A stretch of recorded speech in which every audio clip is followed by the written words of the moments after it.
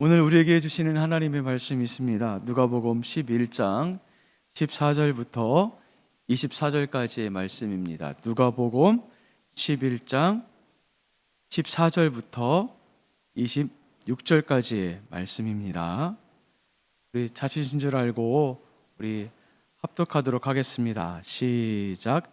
예수께서 귀신을 쫓아내시니 귀신이 나감에 말 못하는 사람이 말하는지라 무리들이 놀랍게 여겼으나 그 중에 더러는 말하기를 그가 귀신의 왕 바알세불 힘입어 귀신을 쫓아낸다 하고 또 더러는 예수를 시험하여 하늘로부터 오는 표적을 구하니 예수께서 그들의 생각을 아시고 이르시되 스스로 분쟁하는 나라마다 황폐해지며 스스로 분쟁하는 집은 무너지느니라.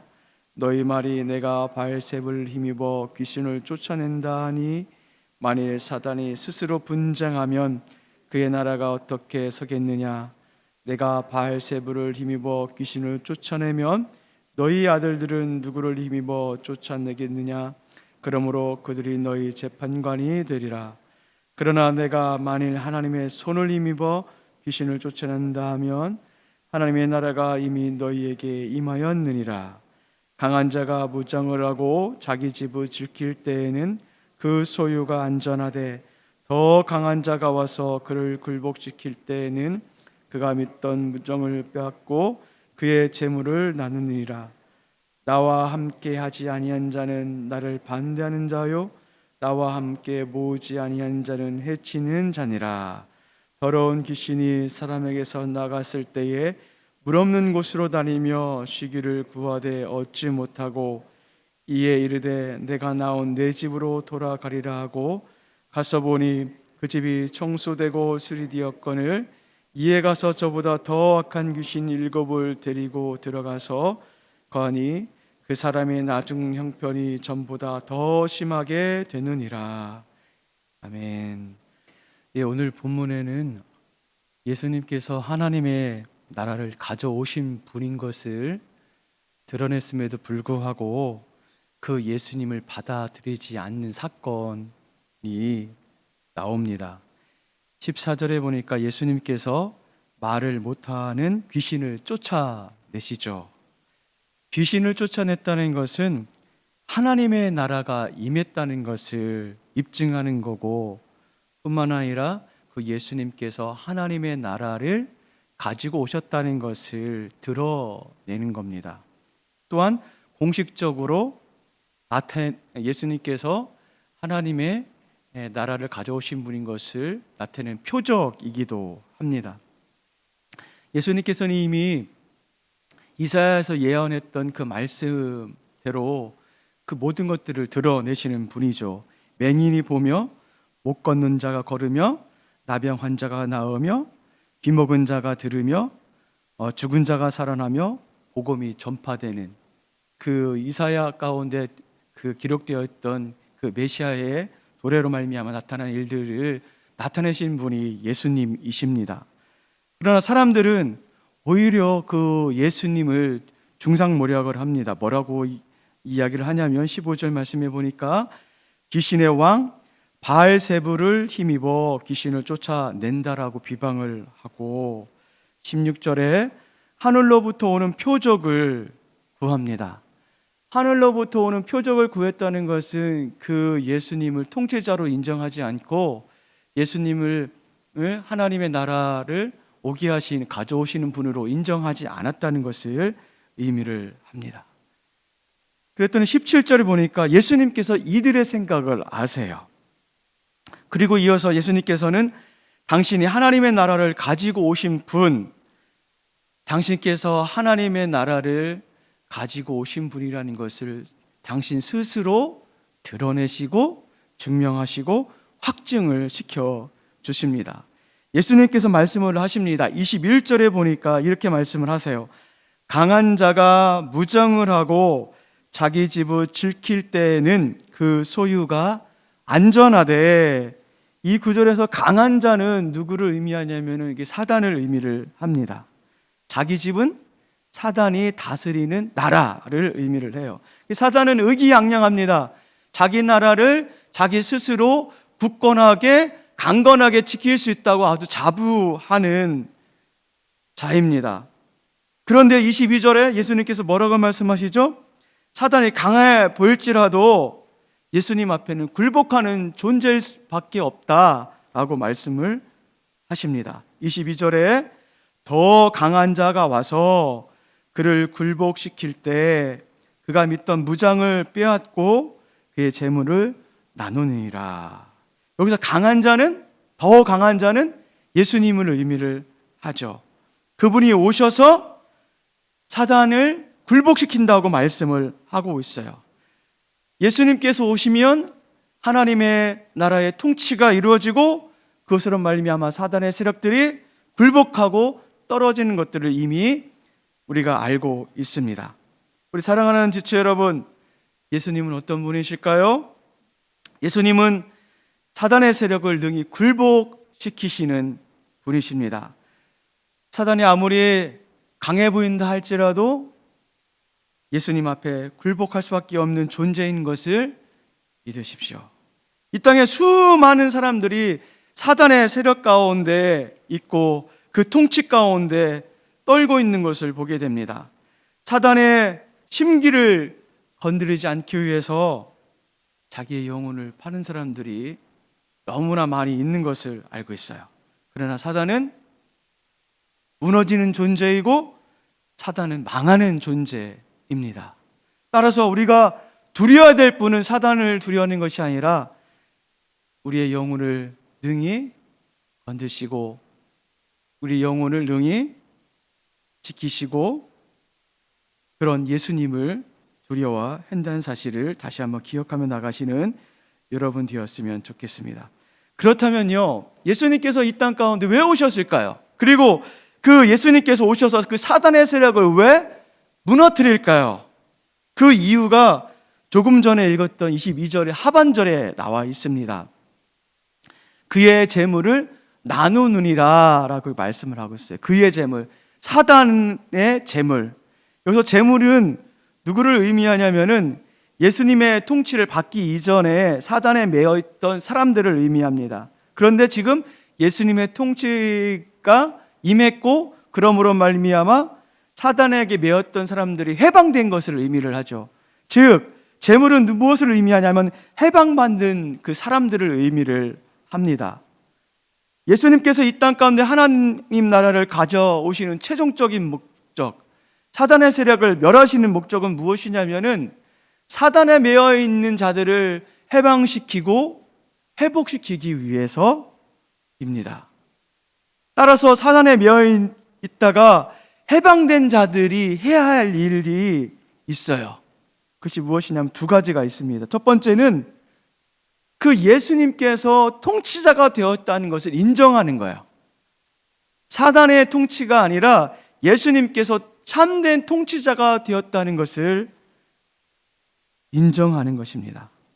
사단의 세력을 멸하시고 예수님을 받아들이는 것이 바로 사단의 가운데서 매어있던 그 해방되었던 자가 해야 될 일입니다. 그래서 그 통치 아래 거하고 그 다스림 가운데 거하는 것이 바로 해방된 자가 해야 될 첫 번째 일이에요. 그럼 두 번째 일은 어떤 일을 해야 될까요? 두 번째 일은 바로 그 예수님의 사역 가운데 동참하는 겁니다.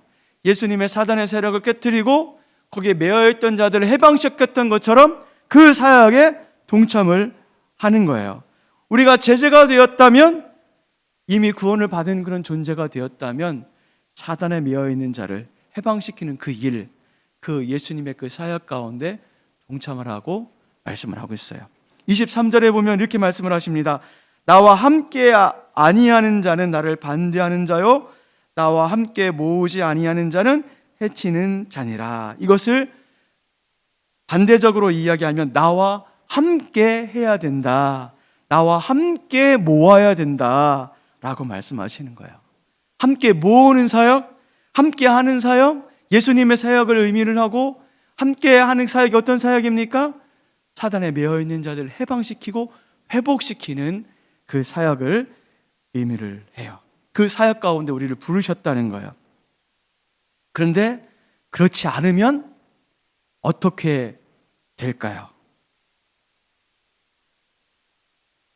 24절부터 26절에 그 이야기를 하고 있어요. 24절부터 26절에 보면 귀신으로부터 자유를 얻은 자가 나오죠. 즉 예수님의 기적을 경험하고 체험한 자가 나와요. 그런데 예수님의 통치와 하나님의 나라를 경험했음에도 불구하고 예수님을 통치자로 인정하지 않고 받아들이지 않아요. 그렇기 때문에 그런 자에게 어떤 것이 주어집니까? 26절에 보니까 그의 낮은 형편이 전보다 더 심각한 상태가 되었다라고 말씀을 하고 있어요. 예수님의 기적을 체험해요. 예수님의 기적을 몸소 경험을 해요. 그래서 깨끗하게 되었고 정리가 되었어요. 그럼에도 불구하고 예수님을 영접하지 않아요. 예수님을 통치자로 받아들이지 않아요. 그러면은 낮은 형편, 이전 형편보다 낮은 형편이 더 심각하게 된다라고 말씀을 하고 있어요. 이것은 누구를 지금 에게 말씀하고 있는 걸까요? 지금 예수님을 비방하는 무리들을 향해서 말씀을 하고 있죠. 예수님의 기적과 이적을 보았고 들었고 직접 경험했음에도 불구하고 예수님을 인정하지 않고 통치자로 모시지 않는 그 사람들을 향해서 말씀을 하고 있습니다. 참 안타까운 일입니다.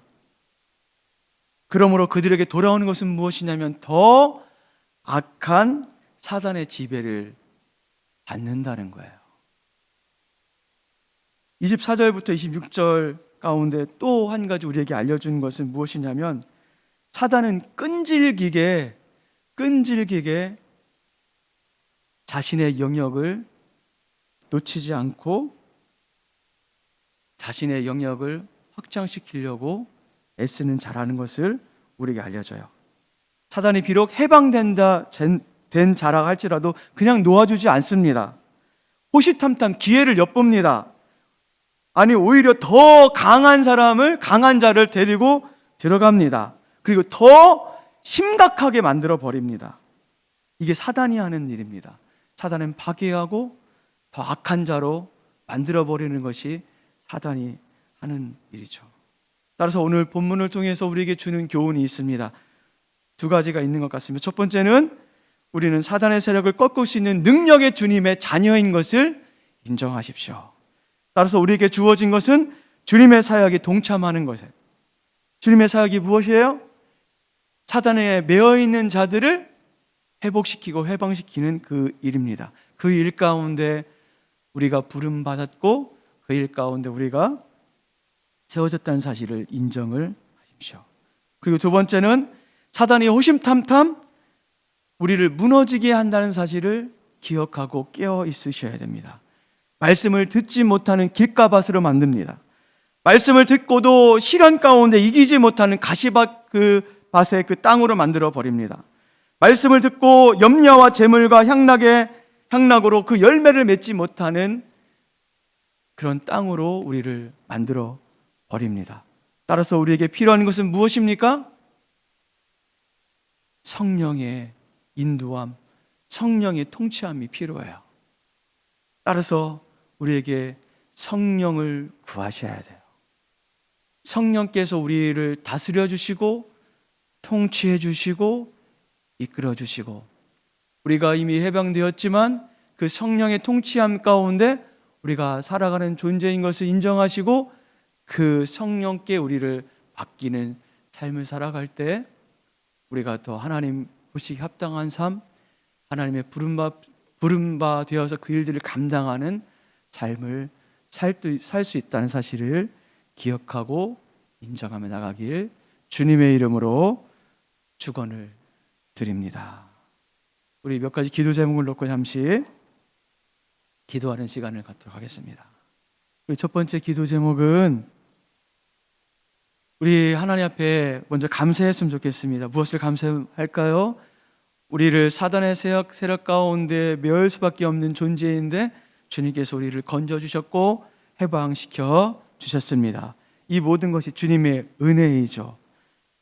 주님께 우리가 그 은혜 가운데 감사했으면 좋겠고, 다시금 우리가 주님의 사역 가운데 동참한 자가 되게 하여 주시옵소서.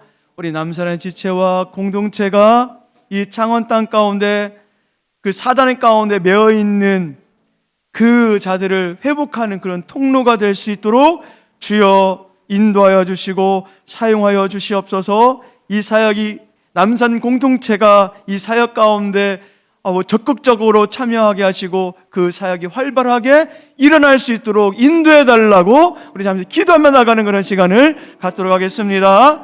성령 하나님, 그렇습니다. 하나님,